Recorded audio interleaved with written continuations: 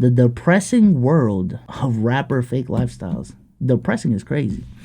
Rappers are living in a lie. No matter how many times they're exposed for their fake chains, their fake personas, or their fake lifestyles, they still believe that portraying a life of having an absurd amount of fame and money is the only way fans will look up to them. And honestly, they're not wrong. This girl tattooed Drake on her forehead. The guy who tatted it is a fucking asshole, though. I will tell you that. Unfortunately, a lot of brain dead fans get hypnotized by the flashy chains and big wads of cash, so they end up literally worshiping these rappers, making them feel like they're more than. What was the baby thinking, bro? Yo. What? What is this, bruh? Than just humans, making them feel like gods. Who does he think he is? I just told you who I thought I was, a god. Which ultimately gets them caught up in a heightened sense of reality where they're being rewarded for portraying a lifestyle to the world that they don't actually live. Rappers that rap about the shit that they rap about, they don't live. Everything from the cars that they don't really own to the houses that are actually Airbnbs, all of it is fake. And it's because rap is one of the only industries where acting like you're rich can actually make you rich. If niggas think you rich, they give you more money. But if they think you broke, nigga, they ain't giving you shit. They want you to stay broke with them. All these rappers are kind of just like characters in a game. And the more their fans are able to buy into these characters, the more money they make. And that's why even once they obtain all this wealth, their personas, their lifestyles, and personalities they portray online only get faker. For instance, let's just take two of the biggest gangster rappers out right now, Meek Mill and Lil Durk. Both of these multi-millionaires. Is Meek Mill still a gangster rapper? And is he the top of the game? Now, mind you, this was from a year ago, but Meek? Rap about guns, violence, and spinning till they can't spin anymore, perpetuating a lifestyle to their fans that they don't actually live. Why are you doing bunny hops, Meek? Because you got your ass beat in tennis. In all reality, they're not in the fucking trenches anymore. They live in these big old mansions where their closet is literally the size of my room. And don't get me wrong, I love the music. I definitely love the fuckery. But I'm able to see that it's all just entertainment. It's obviously all a facade. You'd be a damn fool to think that multi-millionaires who came from absolutely nothing are still willing to throw away their life after making it out. Like, I'm not saying that none of them are real. I'm just saying that a vast majority of. I'm about to say what I did hear from King Von, because I did watch that whole last, was it Trap Lord Ross documentary, bro? We was watching. I was watching that with Damo, bro. King Von was about it. Everyone else I can't speak on, but King Von, oh yeah. Of them aren't. Hell, look at Gunna and the rest of YSL. They were supposedly the realest rappers in the industry. However, they became the one very thing that they hated the most. A snitch! Because as soon as they got the chance, they quite literally all snitched on Young Thug. YSL is a music label and a game. Is that true as it pertains to you, Mr. Kitchens? Yes, ma'am. And don't get me wrong, I definitely would have snitched too. Trust me, I wouldn't have spent not a single day in jail. But what makes it ironic for him to do it is because Gunna actually claimed to be a gangster. I'm real level crip, you know what I'm saying? The slimiest crip you ever met. And he used his gang, YSL, to further his career. It's essentially what made him the millionaire he is today. And to make it 10 times worse, Gunna and Young Thug actually have a song named Take It to Trial. But as you already saw, Gunna definitely didn't take anything to trial. He snitched on him. Snitched on the man that he once called his twin. It's hypocrisy at its finest. See, at the end of the day, to me, rappers are just entertainers. They're actors. Do y'all think this type of flexing though is exclusive to rap? Because I'm thinking about it, like even in the R&B space, I don't even think it's like this. Country, I don't know. All they do is flex their Toyota Tundras, from my understanding. But yo, man, baby, lock them doors and turn the lights down low. Head ass. Fuck.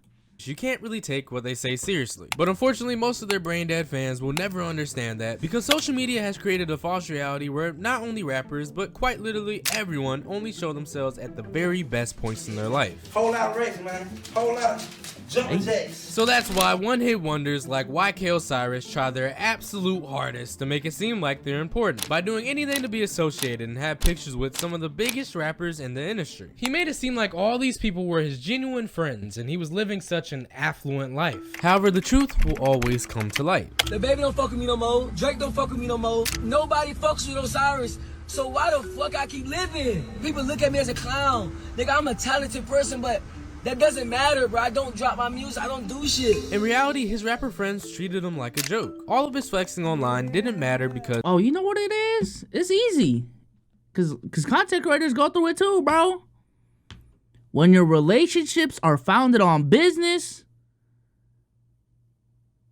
don't expect it to be anything more than business. Like if it becomes something more than business, that's fantastic. But I will always have in the back of my head that, like, yo, this friendship did start from a monetary standpoint. Shout out to Krishenka for the 2 months, man. Appreciate you. But nah, bro, like, I don't care what friendship it is. I know in the back of my head that this shit started as a business. You know what I'm saying? That this shit wouldn't have existed if it wasn't a business. So, hey, man, you just gotta live with it. You just gotta live with it, man.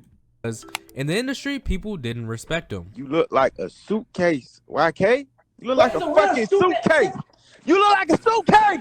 He was hanging around all these celebrities, but you started to kind of notice that he was the only one being exposed for owing them money. Osiris once owed Drake $60,000, he owed Lil Baby $5,000, and he also owed Young Thug money too. However, before this breakdown on social media, he made it seem like everything was just fine, portraying to everyone online like he was still the man. He bragged about buying $300,000 worth of clothes. He also bragged about paying $1,500 for his weekly haircuts. I get a haircut every 3 days. And yeah, that all sounds... Why? Sounded good until you realize that this was really his mentality. I always been like, if you don't got it, act like you got it. So that's exactly what Osiris did, because back in 2019, after his biggest song Worth It came out, man, I went broke so goddamn quick, man. But he felt pressure to try and keep up with his image on social media, and most importantly, he wanted to keep up with all of his rapper friends, which is why he owed everyone money. What did you owe Drake money for? Basketball. And what do you owe Lil Baby for? Why you owe so many people money? In real life, he was broke. However, he continued to portray a fake lifestyle to everyone online. And look, I'm not saying this to make fun of him or be a dickhead, even though he makes it incredibly easy to. YK Osiris is just a prime example of why obtaining fame and money won't solve all your problems. The biggest drug is fame. You could think of the most famous person you know, and even they have insecurities. Think of the most wealthy people in the world, and even they have something that they're hiding too. That motherfucker is crazy, right? Look how yeah, bro. Fame is different, bro. Fame is different. I would even combining fame and wealth is just crazy, because I think there's a way to get wealthy without being famous, and I think those lives, first of all, crazy build. Oh my God, this is such a crazy build, but. Like, the lifestyle of a wealthy person that isn't famous is complete, and their mental, in my opinion, is completely different from someone who has wealth and fame. You know what I'm saying? Because typically the motherfuckers who are famous, their wealth is tied 1-to-1 with it. So when they fall off financially as well, they fall off. You know? So it's an anxiety-inducing lifestyle, for real. And I feel like a lot of, especially now with, you know, how competitive the scene is, what you need to do to stand out. You know, typically when you try to reach levels of fame, you got to do some crazy shit. And I'm gonna call it the Mr. Beast effect. Once you establish what you are, anything less than that isn't really acceptable to your fan base. It's gonna be looked at as mid. Is going to be looked at as, you know what I'm saying? It's going to be looked at as disappointing because you are now held to extremely weird standards. Not even high, but just difficult standards. You know what I'm saying? Bro chest looks like the front of a Cybertruck. Yeah, no, this is a crazy ass build. I've really been trying to ignore it, but what is this build, bro? What the fuck? He looks like a graveler, chat. Yo, Elon looked like SpongeBob in that one episode where like he blew himself up. You know what I'm saying? Wait, hold Hold on, bro. Yo, SpongeBob in the ring. What was it? SpongeBob wrestling? Is this what he looked like? Yeah, this Elon build right now, bro. Like, what is that? What is that, bro? Beast Souls can definitely reach this build. Shut up, bro. Low-key, you look more like Patrick Star, bro.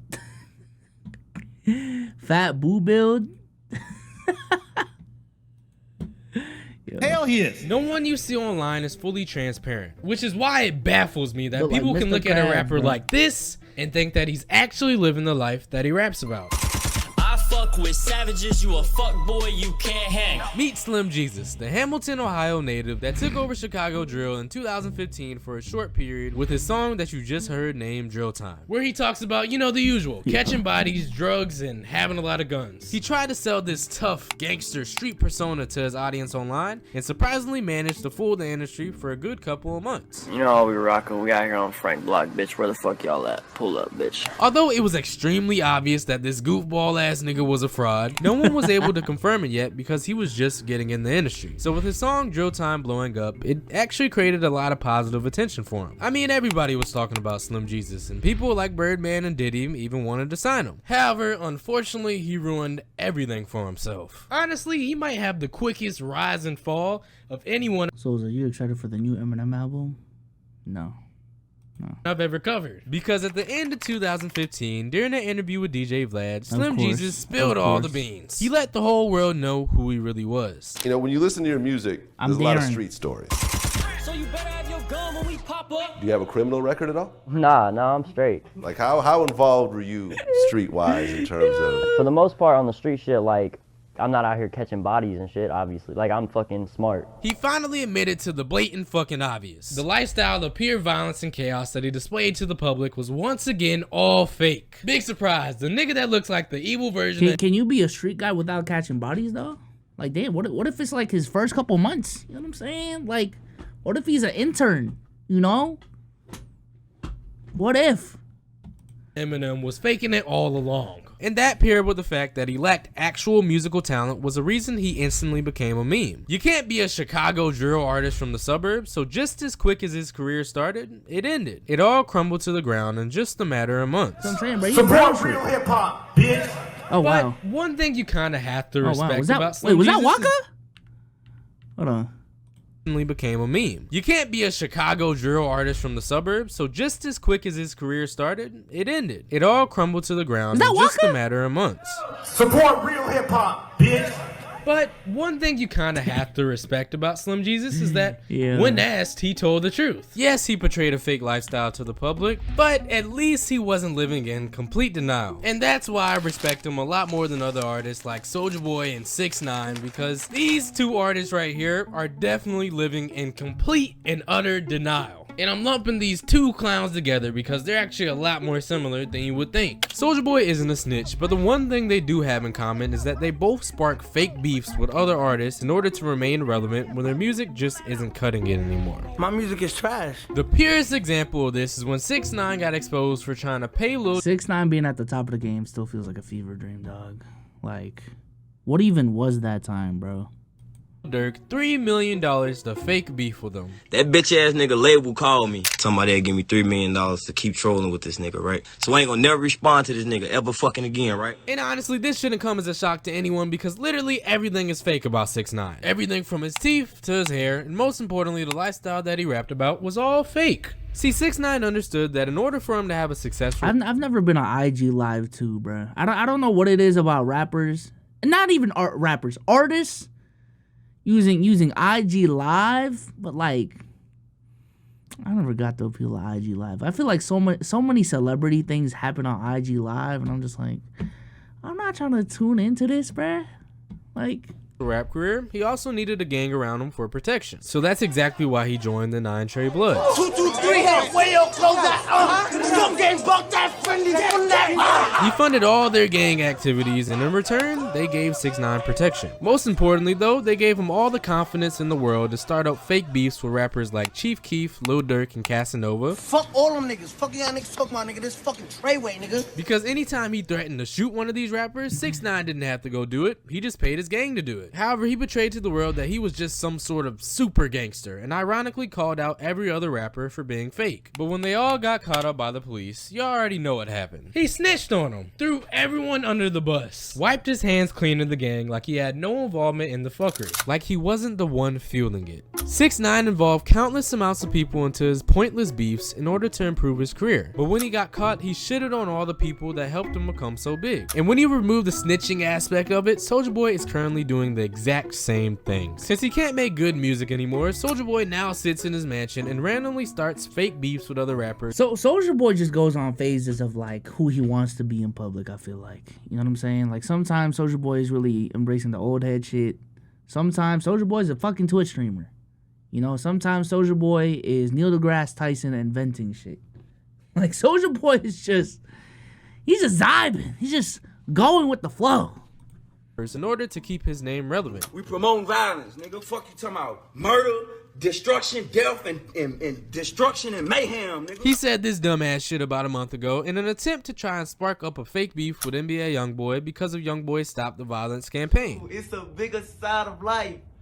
Stop the violence. Obviously, this campaign had nothing to do with Soulja Boy's dumbass, yet he decided to prop his phone up and yell on Instagram Live about it. I'm one of the last straight rappers in the game, nigga. We promoting beef, we promoting violence. It's like he's just begging for attention.